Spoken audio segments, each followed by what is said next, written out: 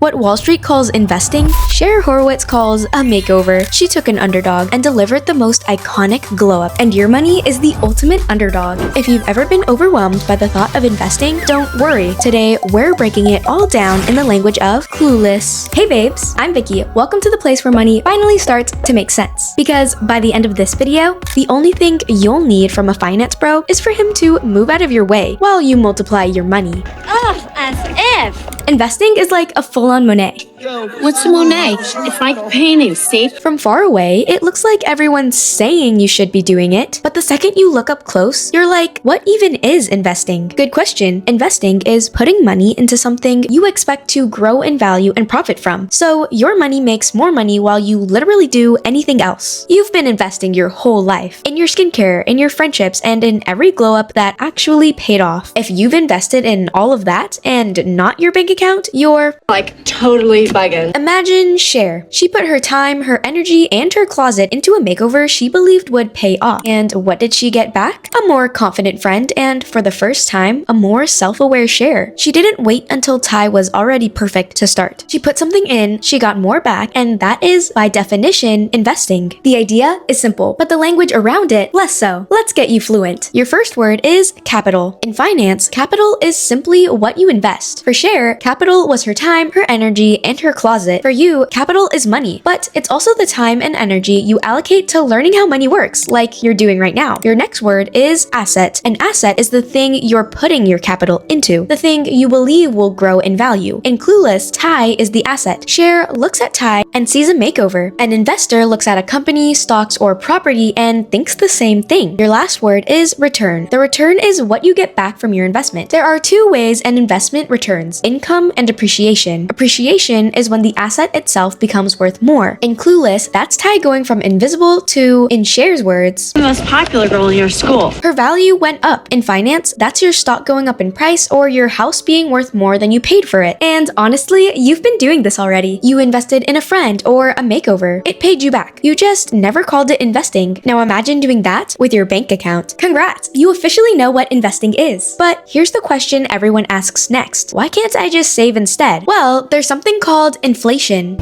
Excuse me? I know, but before you roll your eyes, let me put it in terms that actually make sense. Cher has an Aliyah jacket. Not everyone has one. It's rare, and that's exactly why it's valuable. Now, imagine every girl at school shows up in the same exact jacket, and because it's everywhere, its value goes down. Not because the jacket changed, because there's more of it going around. That's your money. The more dollars that exist in the economy, the less each one can buy. Prices go up, and your purchasing power goes down. That's inflation. But Cher is smart. She doesn't just leave the jacket in her closet, she gets it signed, authenticated. She makes it into something that grows in value instead of losing it. Your money needs the same thing. Not investing is a decision. It just feels like not making one. Because if you leave it sitting in your savings account, inflation in the US runs around 3% annually. The average savings account pays you 0.5%, which means every year you do nothing, you're losing money, not saving it. In other words, you're leaving the jacket in the closet while it goes out of style. Don't leave the jacket in the closet, and that's why we invest. But invest in what exactly? I'm glad you asked. Think of this like building Cher's closet. You don't just own one thing, you've got your staples, your statement pieces, and your experimental patterns. A good portfolio works exactly the same way, so let's build yours. A stock is a tiny piece of ownership in a company. If they win, you win. Now, I could explain the whole thing right now, but I already did that. In Mean Girls terms, it's the perfect watch for a beginner's guide to stocks. And once you've got your stocks, you're going to want something a little more reliable. Bonds are basically you playing banker. You loan your money to a company or a government, like Apple or the US Treasury. They pay you back with a little extra on top for the favor. But if picking individual stocks or bonds feels like too much decision making too soon, good news. Index funds and ETFs are like the Cher and Dion starter pack. Instead of betting everything on one company and crossing your fingers, you buy a tiny piece of hundreds of companies all at once. The only difference is when and how you buy them. An index fund fund, you buy it at the end of the day at one set price. Kinda like ordering something and waiting for delivery. An ETF trades like a stock throughout the day, like buying something in the store right now. The most popular ones you'll hear about are VOO, FXAIX, and VTI, all tracking the S&P 500, which are 500 of the top companies in the US. All beginner approved. Now, if you rather hand that decision to someone else entirely, mutual funds are similar, except you're hiring a professional to build the wardrobe for you. They'll research, pick, and manage it all, and they'll charge you an annual fee for the service, whether the outfit works or not. And then there's everything that lives outside the traditional categories. Alternative investments are exactly what they sound like. Everything outside the mainstream. Real estate, paintings, and that vintage Alaya Cher finds at the thrift store. And commodities live here too. They're the raw materials the world runs on. Think crude oil, precious metals, and agricultural products. And finally, the container that makes all of those work even harder. Retirement accounts like a Roth IRA or a 401k are just that, an account. If you park cash there and don't invest it, nothing happens. You still have to pick investments inside it. The only reason to use these instead of a regular account is one reason: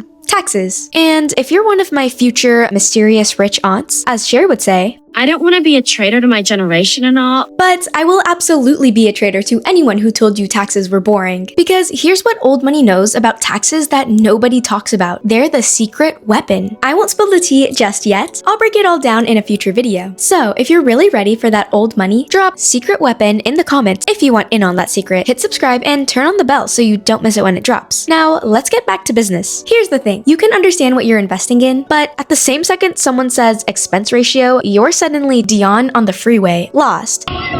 Because finance speaks a different language, so think of this as your cheat sheet. Dividend. Imagine Ty gets so popular, she sends Cher a little thank you check every month just for believing in her first. That's a dividend. The company made money, and because you own a piece of it, they cut you in. Not every company does this, but the ones that do, you get paid just for owning the right thing. And sometimes, instead of a check, that investment pays you back in a different way entirely. Interest is like when Cher lends Ty something from her iconic closet, and Ty brings it back on time, plus a little gift for the favor. You lend your cash to a government or a company, they give it back on schedule, plus a little extra. That extra is interest. And if you own property instead of lending money, that return looks a little different. Rent. Okay, you know this one. But when you own the property and you're the one collecting it, monthly income in your pocket, while the same property becomes worth more every year. That's double return. Speaking of measuring how much an investment is actually paying you, yield is just how you measure how generous that investment is being. If Ty's thank you checks add up to 5% of what Cher originally put in, that's the yield. It helps you compare. Is this investment paying me well for what I put in? But income isn't the only way an investment pays you back. Appreciation is what happens when Cher puts in the work and by the end, she has a genuinely close friend. What she invested in grew into something worth more than what she started with. The asset you own becomes more valuable over time without you doing anything extra. That's appreciation. And when you decide to cash in on that growth, capital gain is what you get when you decide to sell your stock, property, or bond for more than you paid. The difference between what you paid and what you sell it for, that profit is your capital gain. Cher invested in Ty when nobody else would. By the end, that investment was worth significantly more than when she started. She didn't just get friendship, she got the return. But not every investment goes the way you planned. You're a virgin who can't drive.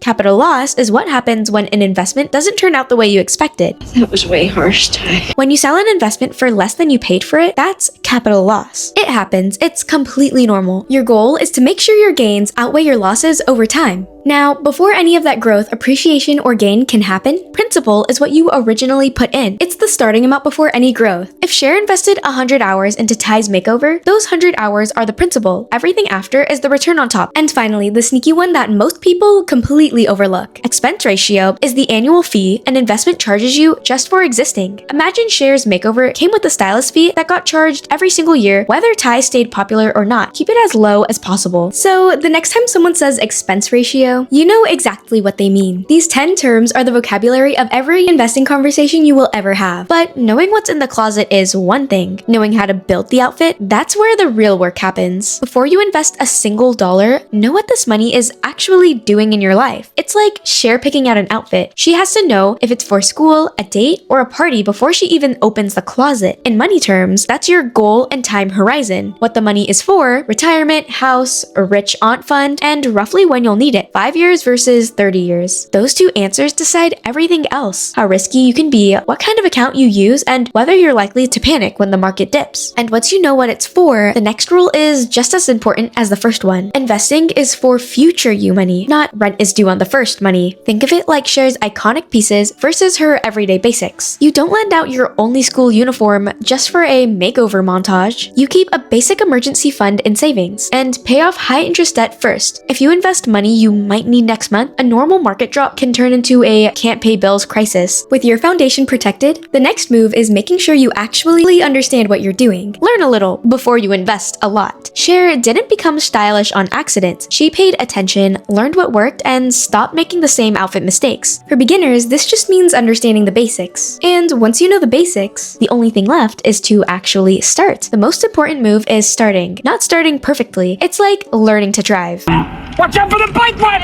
Oops, my bad. But everyone starts somewhere. You don't need to wait for the perfect day. You get in the car and start with short trips. This is compounding. Even tiny amounts grow over time if you give them years to work. Starting early with small money usually beats starting late with bigger money. And once you've started, staying in the habit is what actually builds wealth. Regular investing beats whenever I feel like it every time. Cher isn't iconic because of one outfit. It's the consistency of serving looks every day. This is dollar cost averaging. You put in a set amount on a schedule every month, every paycheck, regardless of what the market is doing. Over time, you buy some shares at high prices, some at low, and it averages out. Consistency takes emotion out of it. You don't have to guess the right day. You just have to let the habit build wealth in the background. And to make sure that habit actually holds, keep what you're investing in simple. As a beginner, you don't need to pick winning stocks. Instead of trying to DIY an entire wardrobe from scratch, you buy a curated capsule closet that already works together. That usually means broad index funds or ETFs that hold hundreds of companies at once, instead of betting on one single stock. That's diversification. And when the market goes red, and it will, here's the only rule that matters. Your investments will go down sometimes. That's not automatically a sign you did it wrong. Markets move in cycles. Prices rise and fall, but historically, they've trended up over long stretches. Those short-term drops are volatility, not a verdict on your future. Okay, babe, consider this your computerized closet, but for finance terms. Screenshot it, reference it, and never be clueless again. If you can hold on to these rules when things get messy, start small, stay consistent, and not panic, you're already playing the game better than most people on Wall Street. Congrats, babe, you officially know what investing is. And you didn't even need a finance bro. You just needed Cher Horowitz and a little bit of Vicky. You've got the looks and the money now.